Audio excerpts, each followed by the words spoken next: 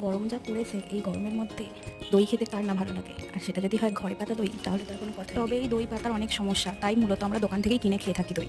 কিন্তু আমি যে পদ্ধতিতে আজ দই পাতাটা শেখাবো মাত্র 30 মিনিটের মধ্যেই আপনারাও বানিয়ে ফেলতে পারবেন ঘরে পাতা দই। এই পদ্ধতিটা ফলো করে আমি এখানে টক দই তৈরি করবো। তার জন্য আমি প্রথমে নিয়ে নিয়েছি 500 দুধ। সেটাকে আমি প্রথমে ভালোভাবে জাল করে নেব। এটা যতক্ষণ না ফুটবে না ততক্ষণ অবধি এটা জাল করতে হবে। এটাকে ভালোভাবে ফুটিয়ে পুরো 500 দুধটাকে যতটা পরিমাণে আপনি গাঢ় করতে পারবেন দই আপনি ততটা ভালো বসবে। এদিকে দুধটা যতক্ষণ ফুটছে আমি ততক্ষণ মাইক্রোওভেনটা 180°C দিয়ে 5 মিনিটের মতো প্রি হিট করে নিচ্ছি। আর এদিকে দুধটা ফুটিয়ে পুরো হাফ করে নিয়েছি। তারপর ওটাকে রুম টেম্পারেচার আনতে হবে, ঠিক যতটাই আঙুলটা ডোবানো যাবে ততটা টেম্পারেচারে আনবার। এর মধ্যে যে দইয়ের সাজাটা রেখেছিলাম সেটাকে ভালোভাবে ফেটিয়ে দুধের সাথে মিশিয়ে ভালোভাবে একটু ঘেটে দিতে হবে। তারপর এটাকে নিয়ে গিয়ে মাইক্রোওভেনের ভিতরে ঢুকিয়ে রেখে দিতে হবে। যেহেতু মাইক্রোওভেন আগে থেকে ফ্রি হিট করা ছিল তো আর এখানে গরম দেওয়ার দরকার নেই। মাইক্রোওভেনের ভিতরে রেখে দেবো আধা ঘন্টা মতো। আধা ঘন্টা পরে বার করে নিলেই রেডি আমাদের দই। আপনারাও এই পদ্ধতিতে বাড়িতে ট্রাই করুন এবং আমাকে জানান ঠিকঠাক মতন হচ্ছে কিনা। আর প্লিজ ভিডিওটা লাইক করতে ভুলবেন না। কোনো কোয়ারি থাকলে অবশ্যই কমেন্ট বক্সে আমাকে জানাবেন।